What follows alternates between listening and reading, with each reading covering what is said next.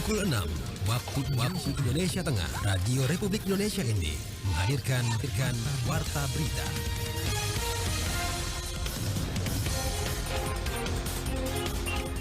Selamat pagi pendengar, Anda kembali mendengarkan Warta Berita untuk edisi hari ini Sabtu 24 Agustus 2024 dengan Sari Berita.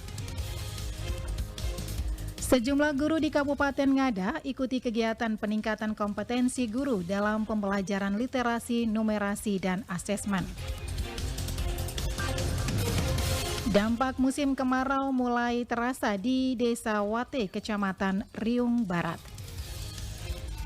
Inilah berita selengkapnya bersama saya, Christine Senda.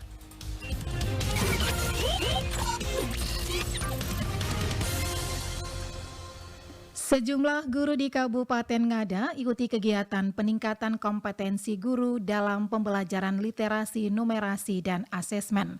Laporan Nikolaus Makumeli.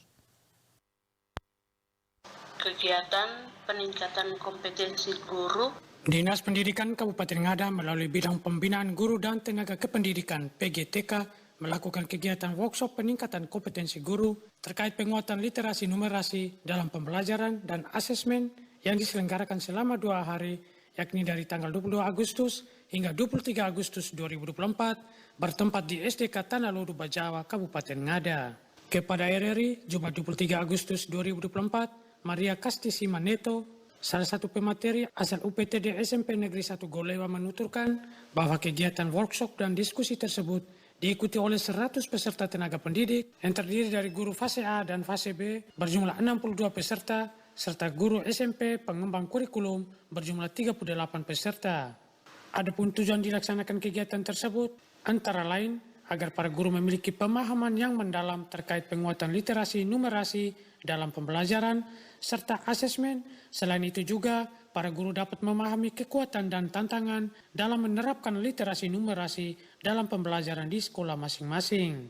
Tujuan dari kegiatan ini adalah guru memiliki pemahaman tentang penguatan literasi dan numerasi dalam pembelajaran dan asesmen. Kemudian guru juga bisa memahami kekuatan dan tantangan dalam menguatkan literasi dan numerasi dalam pembelajaran dan asesmen beserta solusinya di sekolah masing-masing sehingga upaya untuk meningkatkan kecakapan literasi dan numerasi peserta didik dapat terwujud. Dirinya berharap kepada peserta yang telah mengikuti kegiatan tersebut agar dapat menerapkannya di lingkungan kerja atau di sekolahnya masing-masing sehingga upaya untuk meningkatkan kecakapan peserta didik dapat terwujud. Kalau kecakapan literasi dan numerasi ini terus ditingkatkan, maka rapor mutu akan menjadi baik dari waktu ke waktu. RRIND, Nikolaus Makumeli melaporkan. Dampak musim kemarau mulai terasa di Desa Wate, Kecamatan Riung Barat. Masyarakat mulai merasakan kesulitan mendapatkan air bersih untuk kebutuhan rumah tangga, serta ketersediaan air bagi lahan pertanian dan juga ternak yang mengering. Selengkapnya, Perisoo melaporkan. Pengadaan embung ataupun program JIAT, itu jaringan irigasi air tanah. Pola pertanian tak ada hujan yang selama ini dijalani oleh masyarakat Desa Wate, Kecamatan Riung Barat, merupakan salah satu harapan untuk bisa mendapatkan pasokan bahan makanan, baik berupa padi dan jagung maupun umbi-umbian, dengan memanfaatkan air hujan secara optimal untuk pertumbuhan padi ladang dan tanaman pertanian lainnya. Namun di musim kemarau seperti saat ini, tidak ada lagi tanaman padi ladang yang bisa tumbuh. Kubangan air bagi hewan mulai mengering dan mata air yang jauh dari pemukiman warga mengalami penurunan debit air sehingga untuk mandi dan kebutuhan lainnya harus mengandalkan air sungai. Pejabat Kepala Desa Wate, Flavianus Jemu, mengatakan saat ini masyarakat sangat membutuhkan bantuan pemerintah pusat dan provinsi serta daerah untuk pengadaan embung dan sumber bor serta jaringan irigasi air tanah demi memenuhi kebutuhan akan air bersih agar dapat mengatasi kekeringan yang sering dialami pada saat musim kemarau tiba. Untuk di tempat kami sekarang yaitu tentang air bersih. Selain untuk pertanian, juga untuk ternak dan untuk kebutuhan manusia. Menjadi sebuah kesulitan curah hujan yang tidak menentu. Kami mengharapkan agar sentuhan-sentuhan dari perhatian pemerintah pusat, provinsi untuk wilayah kami bisa ada pengadaan embung ataupun program JIAT, itu jaringan irigasi air tanah. Masyarakat Desa Wate saat ini hanya bisa pasrah pada situasi yang ada dan berharap agar kepedulian pemerintah untuk ketersediaan program yang berkaitan dengan upaya ketersediaan air bisa secepatnya diwujudkan agar kebutuhan akan air bagi lahan pertanian dan ternak serta rumah tangga bisa terpenuhi dengan baik. RRI NDV Riso melaporkan. Sebanyak 22 pekerja migran Indonesia (PMI) asal Nusa Tenggara Timur baru-baru ini ditangkap oleh pihak kepolisian dan imigrasi Malaysia. Laporan Rosa Dalima. Terkadang ini bahwa mereka ngakunya dari Melaka dan TTS. Penangkapan ini kembali menyoroti isu migrasi non-prosedural dan perdagangan manusia yang sering menimpa warga Indonesia terutama dari NTT. Dalam wawancara eksklusif dengan RRI, Gabriel Goa, Ketua Dewan Pembina Padma Indonesia dan juga Ketua Advokasi Masyarakat Sipil mengungkapkan keprihatinannya terhadap kejadian ini.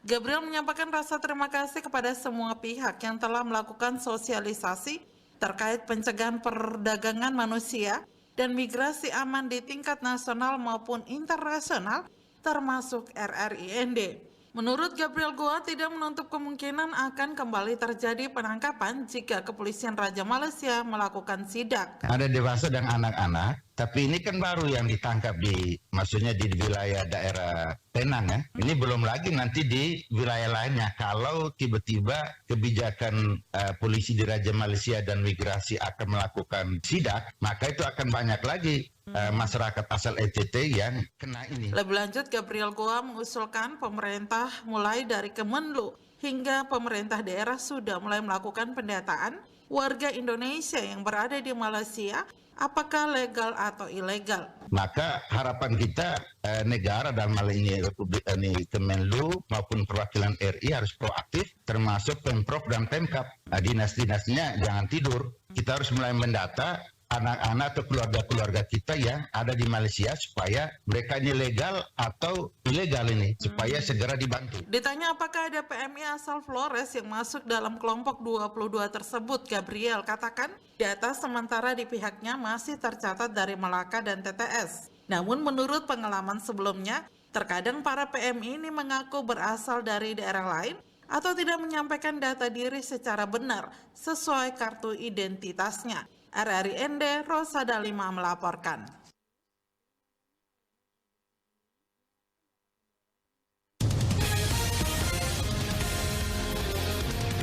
Anda sedang mendengarkan Warta Berita RRIND. Siaran ini juga bisa Anda dengarkan melalui rri.co.id dan RRI Digital. Memanfaatkan lahan kosong selama kurang lebih 90 hari, Kepala Rutan Bajawa bersama warga binaan pemasyarakatan WBP melakukan panen wortel di kebun Rutan Bajawa. Laporan Suimam. Kepala Rumah Tahanan Negara Rutan Kelas 2B Bajawa, Prianggoro Agung Wibowo kepada RRI Jumat 23 Agustus 2024 mengatakan program budidaya wortel ini adalah bagian dari inisiatif pembinaan kemandirian bagi warga binaan pemasyarakatan WBP di Rutan Bajawa memanfaatkan lahan kosong dengan tujuan untuk menambah pengetahuan dan keterampilan WBP agar lebih produktif. Dijelaskan apresiasi tinggi terhadap kinerja jajarannya dan ketekunan WBP dalam program budidaya wortel yang mana hasil panen kali ini menunjukkan kuantitas dan kualitas yang lebih baik dibanding panen sebelumnya. Kami telah melakukan panen wortel sebanyak 250 kg yang ditanam pada lahan beranggang, yaitu lahan kosong antara tembok blok dan tembok keliling kantor rutan. Setelah ini kami akan menambah jumlah bedeng agar dapat memenuhi kebutuhan pasar. Pihaknya berharap agar WBP yang terlibat dalam program ini dapat mengembangkan budidaya wortel di lingkungan mereka setelah bebas, serta menghasilkan panen wortel berkualitas sebagai bekal keterampilan baru. Inisiatif ini menunjukkan bahwa dengan dukungan yang tepat, WBP dapat membangun masa depan yang lebih cerah dan produktif. Ditambahkan, melalui keterampilan yang diperoleh, WBP tidak hanya memanfaatkan waktu mereka di dalam rutan dengan cara yang positif, tetapi juga berperan aktif dalam meningkatkan kualitas hidup mereka dan masyarakat sekitar. Kita beralih ke berita lainnya. Setelah ditabiskan sebagai uskup oleh Monsinyur Piero Piopo, Duta Vatikan untuk Indonesia pada Kamis 22 Agustus 2024, Uskup Agung Ende Monsinyur Paulus Budi Kleden SVD memimpin misa pontifikal. Misa perdana sebagai uskup berlangsung di Gereja Kristus Raja Katedral Ende. Laporan Rovinus Wula. Setelah ditabiskan sebagai uskup oleh Monsinyur Piero Piopo, Duta Vatikan untuk Indonesia pada Kamis 22 Agustus 2024, Uskup Agung Ende Monsinyur Paulus Budi Kleden memimpin misa pontifikal, misa perdana sebagai uskup berlangsung di Gereja Katedral Ende pada Jumat 23 Agustus 2024. Dalam khotbah, Uskup Agung Ende Monsinyur Paulus Budi Kleden mengatakan, sebelum kembali ke Indonesia, selama 12 tahun bertugas di Roma, Italia, Monsinyur Paulus Budi Kleden mengunjungi makam dua pendahulu, Monsinyur Petrus Noyen SVD dan Monsinyur Hendrikus Leven SVD di rumah induk SVD di Belanda. Monsinyur Paulus Budi Kleden menjelaskan setelah tiba di Indonesia sebelum melanjutkan perjalanan ke Ende, Uskup Paulus Budi Kleden juga berziarah ke makam Monsinyur Antonius Tesen dan Monsinyur Paulus Sani Kleden SVD. Setibanya di Ende, Monsinyur Paulus Budi Kleden merasa bersyukur diterima administrator diosesan Romo Daslan bersama para imam di rumah keuskupan di Dona. Dirinya diantar bersama para tokoh umat dari 3 kevikepan dan ribuan umat untuk berdoa di depan makam Monsinyur Donatus Jagum SVD, Monsinyur Abdon Longinus Dakunya, dan Monsinyur Vincentius Sensi Potokota Dindona.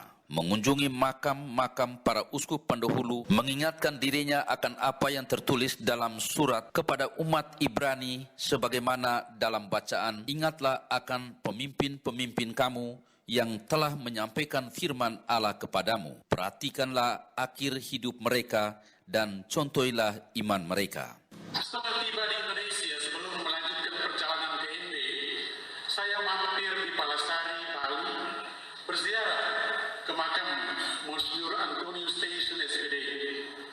Di sana juga ada makam Monsinyur Paulus Sani Kleden SVD, bapak besar saya, saudara sulung ayah saya. Saya amat bersyukur bahwa pada saat diterima oleh Romo Administrator Diosesan Romo Daslan bersama para imam di rumah keuskupan Dona, saya diantar terlebih dahulu bersama para tokoh umat dari ketiga kevikepan dan ribuan umat untuk berdoa di depan makam Monsinyur Donatus Jagom SVD, Monsinyur Abdon Longinus Dakunya, dan Monsinyur Vincentius Sensi Potokota. Monsinyur Paulus Budi Kleden mengatakan pesan utama dari para pendahulu adalah peliharalah kasih persaudaraan. Ia menambahkan para uskup mendahulu mewariskan kepada kita dan mereka semua adalah orang-orang yang sungguh mengasihi kita dan memberikan dirinya dalam melayani kegembalaan karena kasih akan kita sehingga memberikan pesan dan menjadi contoh bagi kita untuk saling mengasihi sebagaimana tertulis dalam bacaan Injil, dan mereka sungguh mengasihi umat karena itu mereka membiarkan diri mereka dikasihi oleh Yesus Sang Gembala Agung yang menyerahkan hidupnya untuk para saudara-saudari dan sahabatnya. RRI Endorfinus Vula melaporkan. PJ Bupati Lembata Paskalis Ola Tapobali memberikan apresiasi terhadap inisiatif Dinas Koperasi Perindustrian dan Perdagangan Koperinda Kabupaten Lembata pada Kamis 22 Agustus 2024 yang mengadakan pasar murah untuk memenuhi kebutuhan pokok masyarakat. Paskalis Tapobali menilai bahwa pasar murah ini merupakan sebuah inovasi yang sangat membantu masyarakat, terutama mereka yang memiliki keterbatasan ekonomi. Lebih lanjut, Paskalis menjelaskan, pasar murah ini menjadi salah satu cara untuk menjaga stabilitas harga di pasar sehingga lebih terjangkau bagi masyarakat. Paskalis juga menekankan pentingnya koordinasi dengan Bulog untuk memastikan beras murah yang disubsidi oleh pemerintah dapat tersedia di pasar murah. Sementara itu, Kepala Dinas Koperinda Kabupaten Lembata, Wilhelmus Leweheng, menjelaskan pasar murah ini diadakan dalam rangka memperingati Hari Ulang Tahun RI ke-79 dan Hari Ulang Tahun Otonomi Kabupaten Lembata ke-25, serta sebagai upaya pengendalian inflasi di daerah. Wilhelmus juga menjelaskan bahwa pasar murah ini terbuka untuk seluruh masyarakat Lembata dan diadakan melalui kerjasama dengan 4 pelaku usaha lokal yang ada di Lembata. Sekian warta berita pagi ini, mewakili seluruh kerabat kerja yang bertugas, saya Christine Senda, selamat pagi.